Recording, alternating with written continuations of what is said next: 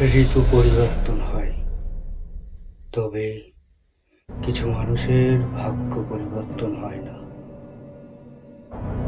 রোজ 10টা-5টার জীবন আমার কোনো কালেই পছন্দ ছিল না।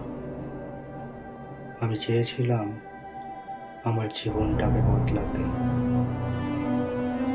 একটা নীল আলোর ঘর থাকবে, তার মাঝে একটা টেবিল, এক টেবিল, কাগজ আর কলম। কিন্তু কিছুই হলো না। স্বপ্ন হয়ে উঠল দুঃস্বপ্ন। এখন কলম থেকে কালি বের হয়, রক্ত বের হয়। কলম কি শুধু লেখার কাজেই লাগে? কলম দিয়ে মানুষও খুন করা যায়। মানুষ।